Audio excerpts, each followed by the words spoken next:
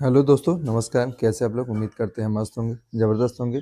तैयारी आपकी बढ़िया चल रही है। बढ़िया चलने का मतलब कहने का क्या है कि तैयारी अब आप बिल्कुल आपकी पीक पॉइंट पे होगी, एक टॉप लेवल पे होगी।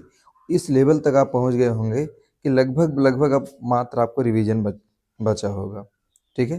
लेकिन बट मैं यहाँ जो आपके सामने कुछ बातें शेयर करना चाहता हूँ, कुछ पॉइंट शेयर करना चाहता हूँ कि क्या ऐसे कारण हैं जिनकी वजह से ज़्यादातर बच्चे यूपी टेट में फेल हो जाते हैं या सी टेट में फेल हो जाते हैं।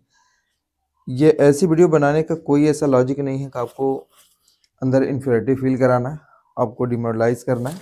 बट मेरा मकसद ये है कि आप उन कारणों को जान लें ताकि आप वो गलतियां ना करें। ठीक है। अगर इन कारणों को आप जान लेते हैं, समझ लेते हैं, अगर इस कंडीशन में आप हैं, आप गलतियां कर रहे हैं या करने की कंडीशन में आगे बढ़ रहे हैं, तो आप समझ जाएं, आप रुक जाएं। ऐसी कंडीशन में बहुत ज़्यादा समझदारी की ज़रूरत होती है, एक अच्छे माइंडसेट के साथ कदम रखने की ज़रूरत होती है। तो देखते हैं वो 5 कौन ऐसे कारण हैं जिनकी वजह से ये कारण मेरे अपने हो सकते हैं, मेरा ओपिनियन हो सकता है, या इसको एक सोच समझ के वीडियो बनाई जा रही है, बहुत सारे पॉइंट पे सर्च करने के बाद वीडियो बनाई जा रही है। इसकी बिल्कुल लॉजिक के साथ वीडियो बनाया जा रहा है। ठीक है। तो अब हम देखेंगे वो कारण कौन-कौन से हैं जिसकी वजह से हमको आपको प्रॉब्लम होती है। बच्चे बहुत ज़्यादा प्रॉब्लम फेस करते हैं, उन गलतियों की वजह से उनका एग्ज़ाम क्लियर नहीं होता है। ठीक है? तो थोड़ा-सा हम देखते हैं कारण क्या है। तो आप यहाँ पहला कारण क्या है? बिल्कुल आपके सामने स्पष्ट है, क्लियर है। ध्यान से देखिएगा, समझिएगा कि केवल पढ़ना, आप सोच सकते हैं रिवीजन नहीं करना। ये मेरा जो पहला पॉइंट है मैंने इसको बनाया है कि बहुत सारे बच्चे ऐसे भी होते हैं कि अरे यार बहुत ज़्यादा पढ़ लेंगे, बहुत ज़्यादा पढ़ लेंगे तो कितना कहाँ से पूछेगा। तो ज़्यादा पढ़ने से एग्ज़ाम क्लियर नहीं होता है। सबसे बड़ी जो बात होती है, मेन इंपॉर्टेंट जो पॉइंट्स होता है वो होता है रिवीजन का। अगर आप रिवीजन नहीं कर रहे हैं, रिवीजन आप बार बार नहीं कर रहे हैं, तो केवल पढ़ने से एग्ज़ाम क्लियर नहीं होगा। तो अगर ये लॉजिक के साथ देखा जाए तो 100% ट्रू है, उसमें कोई भी इफ बट नहीं है। क्लियर? अब ऐसी कंडीशन में देखेंगे इसमें और भी क्या पॉइंट्स हैं। ये तो पहला पॉइंट्स है कि केवल अगर आप पढ़ रहे हैं, रिवीजन नहीं कर रहे हैं, तो ये मान के चलिए कि 99 पॉइंट चांसेस है कि आपका एग्ज़ाम क्लियर नहीं होगा। क्यों नहीं होगा? क्योंकि उस टाइम पे कंसेप्ट की क्लियरिटी नहीं होती है, ज़्यादा कन्फ्यूजन होता है और हम अच्छे से क्वेश्चन को हैंडल नहीं कर पाते हैं, उसको टैकल नहीं कर पाते हैं। ठीक। अब देखिए इसका और भी इम्पोर्टेंस क्या है कि रिवीजन की बिना पढ़ाई बिना पानी के पौधे जैसी है। जैसे अगर कोई प्लांट आपने लगा दिया है, केवल आपने लगा दिया है, उसमें आपने बार बार पानी नहीं डाला है, उसमें आपने और बार उसको निराई गुड़ाई नहीं किया है, तो वो कैसा होता है? पौधा सूख जाएगा, उसका डेवलपमेंट नहीं होगा, वो बढ़ेगा नहीं। तो यही होता है रिवीजन की इम्पोर्टेंस, यही है। ठीक। और देखते हैं अब जैसे एक बार पढ़कर छोड़ देना सबसे बड़ी गलती है। हमारा आपका माइंडसेट इतना नहीं होता है। आप छोटा सा एग्जांपल लीजिए, किसी नए प्लेस पे आप जाइए, बेशक वो दूरी आपकी 4-5 किलोमीटर हो, किसी नए प्लेस पे आप जाएंगे तो एक बार जाएंगे, जब पहली बार जाएंगे तो लगभग केवल आपके पास 10% डेटा होगा। ठीक है। अब उसके बाद आप मत जाइए, 2 साल 4 साल बाद जाइए, तो आप देखेंगे तो पूरा का पूरा डेटा आपका इरेज हो गया, आपके माइंड में कुछ भी नहीं रहा है। ठीक। अगर उसी प्लेस पे आप 2 बार 3 बार 4 बार गए हैं, 5 बार गए हैं, तो एक एक गली नुक्कड़ चौराहे कौन सी दुकान है क्या है टोटल आप बता देंगे। एक प्लेस पे बैठ के किसी को आप गाइड कर देंगे कि आप यहाँ पहुँचे हैं तो ये बोर्ड लगा होगा, ये दुकानें हैं, ऐसी चीज़ें हैं। तो रिवीजन का इतना इंपॉर्टेंस है, आप उसको सोच नहीं सकते हैं। अगर अभी तक आप ये गलती कर रहे हैं तो इसको बिल्कुल क्लियर बंद कर दें। जितना आप पढ़ चुके हैं अच्छी बात है, अब आप रिवीजन पे फोकस करना स्टार्ट कर दें। रिवीजन इस टाइम पे किससे आप करेंगे? जो आपने 60 नोट्स बनाए हैं उससे रिवीजन आपको करना है। ठीक है। वो भी कितनी बार करना है? कम से कम 3 से 4 बार रिवीजन आपको करना है, कम से कम 3 से 4 बार। अगर मैं कहूँ कि लगभग 15 दिन बचा है तो ये मान के चलिए 5 दिन में एक बार रिवीजन हो जाए पहला, 5 दिन में दूसरा हो जाए, अगले लास्ट 5 दिन में तीसरा रिवीजन मार दीजिए। एकदम बिल्कुल short, main main points important topics का। ठीक। चलिए, दूसरी जो हम आप गलती करते हैं, दूसरी हम आप जो गलती करते हैं वो होता है मॉक टेस्ट न देना। मॉक टेस्ट न देना। जब आप मॉक टेस्ट नहीं देते हैं तो उसका इम्पैक्ट क्या आता है, उसका प्रभाव क्या पड़ता है? उसका जो प्रभाव पड़ता है, ध्यान दीजिएगा, उसका जो इम्पैक्ट आता है, मार्क टेस्ट आप नहीं देते हैं तो जो परीक्षा का वास्तविक अनुभव होता है, क्या होता है, परीक्षा का वास्तविक अनुभव, रियल फीलिंग्स आपको नहीं मिलती है, ठीक है ना। तो अगर आप मॉक टेस्ट दे रहे हैं, जैसे अगर एग्ज़ाम आपका 2 घंटे का है तो 2 घंटे किसी जहाँ भी आपका स्टडी पॉइंट्स है, जहाँ भी स्टडी टेबल है, वहाँ एक सेट लगाइए, 2 घंटे आप बैठिए, कोई डिस्टर्बेंस नहीं होना चाहिए, टाइम के साथ, वॉच के साथ बैठिए, तब आपको रियल अनुभव मिलेगा हाँ एग्ज़ाम कैसे दिया जा रहा है। मान लीजिए जो बच्चे फ्रेशर हैं उनके लिए ज़्यादा प्रॉब्लम्स होती है, अगर कोई एक बार 2 बार एग्ज़ाम दे दिया है तो उसके लिए इन सब प्रॉब्लम दूर हो जाती है, ठीक है ना। बट कभी कभी होता है जो बच्चे पहले से टाइम मैनेजमेंट कर लिए हैं, देखिए इसमें क्या होगा, दूसरा पॉइंट्स क्या होगा, टाइम मैनेजमेंट का। जो बच्चे मार्क टेस्ट नहीं देते हैं तो उनका टाइम मैनेजमेंट बिल्कुल वीक हो जाता है। लास्ट में होता है कि मेरे 15 क्वेश्चन छूट गए, 20 क्वेश्चन छूट गए, मैंने सर्कल नहीं कर पाया, तो ये तमाम सारी प्रॉब्लम को फेस करते हैं। तो इसलिए मेरे प्यारे बच्चों, अगर आप एग्ज़ाम देने जा रहे हैं 3 और 4 जुलाई को, तो 100% उससे पहले कम से कम 2-3 मार्क टेस्ट आप ज़रूर लगा लीजिए। मार्क टेस्ट लगाने का जो फ़ायदा होगा, आपको एक तो रियल फीलिंग्स आएगी, टाइम मैनेजमेंट आपका स्ट्रांग हो जाएगा। अगर नहीं देते हैं तो ये सब पॉइंट आपको फेस करना पड़ेगा। चलिए, CDP, तीसरी गलती क्या है, हमने 2 गलतियों में देखा, बहुत सारे पॉइंट्स को देखा।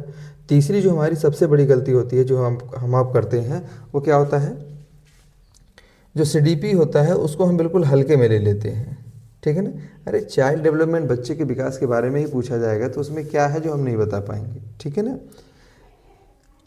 तो ऐसी कंडीशन में इसका इम्पैक्ट क्या होता है, जब हम ये गलती करते हैं, CDP को हमने बिल्कुल हल्के में ले लिया है, तो इम्पैक्ट क्या आता है, चयन का अंतर पैदा करता है। चयन का मतलब क्या है, आप CDP को नहीं पढ़ रहे हैं, नहीं ध्यान दे रहे हैं, तो जो विषय है, सब्जेक्ट है, उसको आप अच्छे से सेलेक्ट नहीं कर पाएंगे, ठीक है, ये हो गया।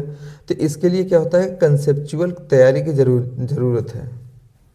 अगर आप CDP को आप अच्छे से पढ़ लिए हैं, उस पर फोकस कर लिए हैं, तो क्या होता है कि कंसेप्चुअल जो क्लियरिटी होती है बिल्कुल आसान हो जाती है कि चाइल्ड का डेवलपमेंट कैसा होता है। और मैं आपको बता दूं, गारंटी के साथ मैं बोल रहा हूं, 100% श्योरिटी के साथ बोल रहा हूं कि चाहे आपका एग्ज़ाम UP टेट का हो, चाहे CTET का हो, CDP का उसमें लगभग 90% रोल होता है। वो 30 क्वेश्चन मत देखिए, ओवरऑल जो पेपर होता है वो CDP के इर्द गिर्द ही घूमता रहता है, क्योंकि इसमें चाइल्ड ओरिएंटेड एग्ज़ाम है, ये चाइल्ड सेंटर्ड एग्ज़ाम है, बच्चों को ध्यान में रखकर ही बनाया जा रहा है, ठीक। तो तीसरी हमारी गलती होती है कि CDP को हम ध्यान में नहीं रखते हैं। फोर्थ जो पॉइंट्स हैं, जो सबसे बड़ी मिस्टेक है, या इसको कह दीजिए कि ग्रुप ऑफ मिस्टेक है, क्या होता है, हर किताब पढ़ना। हम आप सोचते हैं कि 15 दिन में हम लगभग सभी किताब को टच कर लेंगे, पढ़ लेंगे, हमारी सबसे बड़ी भूल है। पहले उन टॉपिक्स को पढ़ें जो बहुत ज़्यादा इम्पॉर्टेंट है। मैंने इस पे एक वीडियो बनाई है, आप चैनल पे अपलोड है, आप उसको देख सकते हैं। बट यहाँ मैं आपको बता दूँ कि जितना ज़्यादा आप किताबें पढ़ेंगे उतना ही ज़्यादा आपके पास कन्फ्यूजन होगा। ज़्यादा किताबें कब आपके पास कलेक्ट होती हैं, जब आप फ्रेशर होते हैं, नई नई तैयारी में आते हैं। तो जितने भी आपके दोस्त होते हैं, जो यूट्यूबर्स होते हैं, बार बार आपको बताते हैं ये किताब से मैंने पढ़ा, तो इसको आप पढ़ लीजिए, फ़ायदा होगा। तो उससे क्या होता है कि एक पर्सनल लाइब्रेरी आपकी क्रिएट हो जाती है, बहुत बड़ी सारी किताबें आपके पास हो जाती हैं, ठीक है। तो हमको ये गलती नहीं करनी है। अगर हम हर किताब पढ़ने के चक्कर में पढ़ रहे हैं तो कन्फ्यूजन ज़्यादा होगा। 10 किताब बढ़िया पढ़ने से अच्छा है कि एक ही किताब को 10 बार पढ़ा जाए, ठीक है। अब एक कॉन्फिडेंस रखिए, एक ट्रस्ट रखिए कि सीमित और विश्वसनीय सामग्री पर भरोसा रखें। अगर जो भी बुक है आपके पास, अगर वो थोड़ा सा अच्छे राइटर्स की है, अच्छे प्रकाशंस की है, तो उसी पे आप रिलाई करिए, विश्वास करिए, 100% आपको अच्छे मार्क्स आएंगे। तो हमारी जो चौथी गलती क्या है, हर किताब को पढ़ना। ये देखिए, पूरा गेम ही चेंज हो जाएगा 5वें पॉइंट से। अगर आप इसको अच्छे से समझ लें तो 5वें पॉइंट से पूरा गेम चेंज हो जाएगा। आप सोच नहीं सकते हैं कि इसकी कितनी ज़्यादा पावर है। क्या है, नेगेटिव माइंडसेट। नेगेटिव माइंडसेट क्या होता है, मेरा नहीं होगा। किसी ने कह दिया तुम पास नहीं हो सकते, चाहे जितनी बड़ी तैयारी कर लो तुम पास नहीं हो सकते हो। तो ये जो नेगेटिव माइंडसेट होता है, इस नेगेटिव माइंडसेट से जाएंगे तो आपका 100% नहीं होगा, मैं भी दावा कर रहा हूँ। बट ये मान के जाइए कि एग्ज़ाम चाहे जो भी हो, पेपर चाहे जैसे आए, मुझको 2 घंटे में पूरे क्वेश्चन करने हैं और मेरा एग्ज़ाम क्लियर हो रहा है, ठीक। तो ये हो गया आपका 5वां पॉइंट जो आप गलती करते हैं। एक चीज़ होते हैं, मार्केट में हमने देखा है कि ये कंसेप्ट बार बार आपको मिलता है कि कंपटीशन बहुत ज़्यादा है, कंपटीशन इतना टफ है ना कि उसको फेस नहीं कर पा रहे। अगर देखा जाए, ध्यान से देखा जाए, अच्छे तरीके से आप उसको एनालाइज करिए, तो कंपटीशन जो होता है ना वो केवल 1 से 2% के बीच में होता है, ठीक है। बाकी जितने भी है केवल वो भीड़ है, ठीक है ना, भीड़ है। जितने बच्चे एग्ज़ाम जब देने जाते हैं, लास्ट टाइम में एग्ज़ाम हॉल में पहुंचते हैं, तो वहाँ आप देखेंगे लगभग 30 से 40% बच्चे तो अब्सेंट होते हैं, बचते हैं लगभग 60 से 70% बच्चे। उन 60 से 70% में आपने देखे होंगे कि मैक्सिमम जो अच्छी तैयारी, अच्छी पढ़ने वाले होते हैं बच्चे, वो बहुत कम होते हैं, ठीक। तो ये हमारी 5वीं गलती होती है जो हम निगेटिव माइंडसेट के साथ जाते हैं।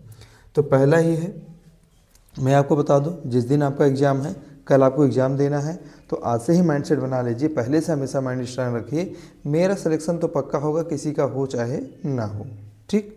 ये हो गया हमारी 5वीं गलती।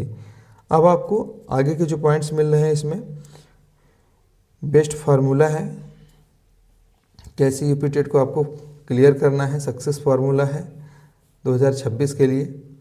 एक तो पूरा सिलेबस समझ लें, समझना है, मैंने कहा रटना नहीं है, पूरा सिलेबस समझना है। अगर पूरे सिलेबस को आप समझ गए हैं तो प्रॉब्लम आपकी सॉर्ट आउट हो जाएगी। डेली टारगेट बनाएं। अब डेली टारगेट का मतलब क्या है कि हमको 10 पेज पढ़ना है, 20 पेज पढ़ना है, 50 MCQ लगाना है, ऐसे एक टाइम टेबल बना लें डेली का, हमको आज के दिन में कितना काम करना है, ठीक है ना। वीकली रिवीजन बनाएं, एक वीक प्लान बना लीजिए, वीक का कमज़ोर का नहीं, वो साप्ताहिक है कि एक सप्ताह में कितना आपको रिवीजन करना है, ठीक है। अब लगातार पर डे नहीं करना है, एक सप्ताह में कम से कम 1 या 2 बार। और भी पॉइंट्स हैं इसमें सक्सेस फार्मूले में, हम देखेंगे प्रीवियस ईयर PYQ, इसकी इंपॉर्टेंस बहुत ज़्यादा होती है। ये आपके लिए आपके एग्ज़ाम का ब्लूप्रिंट तैयार करता है, रोड मैप तैयार करता है, ठीक है। तो PYQ आप ज़रूर लगाएं, उससे पूरे एग्ज़ाम को समझने में, क्वेश्चन के पैटर्न को समझने में आसानी होगी और एग्ज़ाम आप अच्छा कर पाएंगे। मॉक टेस्ट दें, हम अभी इस पे बात हो गई है। CDP को मजबूत करें, CDP को हल्के में न लें, बिल्कुल मजबूत करें। सेल्फ कॉन्फिडेंस को बूस्ट करें, दैट मीन्स नेगेटिव माइंडसेट के साथ न जाएं। ये है ईपीटेट के लिए या किसी एग्ज़ाम के लिए सक्सेस का पॉइंट्स हैं, सक्सेस फार्मूला है, ठीक है। अब यहाँ आप देखेंगे, मेरा एक संदेश है कि असफलता का कारण कठिन परीक्षा नहीं होता है। अगर परीक्षा बहुत हार्ड हो गई है तो इसका मतलब वो नहीं है, गलत रणनीति होती है। जब आप रॉन्ग स्ट्रेटजी के साथ चलते हैं तो वो गलत रणनीति है, उसके आधार पर एग्ज़ाम आपका क्लियर नहीं होता है और आप बार बार ब्लेम करते हैं कि यार एग्ज़ाम बहुत कठिन आ गया था इसलिए मेरा हो नहीं पाया। तो ऐसा नहीं है, आपकी स्ट्रेटजी गलत थी, ठीक। और भी क्या है, अब यहाँ देखेंगे आप, जो अभ्यर्थी सही दिशा में लगातार मेहनत करते हैं उन्हें सफलता से कोई रोक नहीं सकता है। अगर कोई भी अभ्यर्थी है, अगर वह लगातार मेहनत कर रहा है, अपना एफर्ट लगा रहा है, तो उसको सफलता से कोई, दैट मीन सक्सेस होने से कोई रोक नहीं सकता है, ठीक है। अब इसका बेस्ट एग्जांपल अब मैं दे दूं, बिहार का जो एग्जांपल होता है जी, किसका, दशरथ मांझी का। उन्होंने लगभग 4 से 5 किलोमीटर का जो रास्ता उन्होंने बनाया है, पहाड़ को तोड़ के बनाया है। अब बताइए उस पहाड़ को तोड़ने में, काटने में उनको कितना टाइम लगा था, 36 साल लगा था। यानी पूरी उन्होंने अपनी लाइफ को उसी में इन्वेस्ट कर दिया, तो वो पहाड़ भी उनको नहीं रोक पाया, ठीक है। तो आप भी अगर चाहें लगातार मेहनत कर रहे हैं, राइट डायरेक्शन में कर रहे हैं, राइट वे में कर रहे हैं, तो एग्ज़ाम आपका भी क्लियर होगा। तो मेरी तरफ से, कुल सर की तरफ से आपके लिए संदेश है। संदेश क्या है, थोड़ा सा इसको बढ़ाएंगे फिर देखेंगे। मैं बार बार कह रहा हूँ, कम पढ़ो लेकिन सही पढ़ो, कम पढ़ो लेकिन सही पढ़ो, ज़्यादा नहीं बार बार पढ़ो। कम पढ़ो लेकिन सही पढ़ो, ज़्यादा नहीं तो बार बार पढ़ें, ठीक है। तो आज की वीडियो में बस इतना ही। वीडियो अगर आपको अच्छी लगी हो, पॉइंट्स आपको अच्छे लगे हों, चीज़ें आपको समझ में आई हो, तो वीडियो को लाइक करिएगा, शेयर करिएगा और चैनल को सब्सक्राइब ज़रूर करिएगा। तो आज की वीडियो में इतना ही, ठीक है। सभी दोस्तों को एक बार फिर से मुकुल गुरु क्लासेस की तरफ से ढेर सारी शुभकामनाएं। एग्ज़ाम आपका क्लियर हो। धन्यवाद।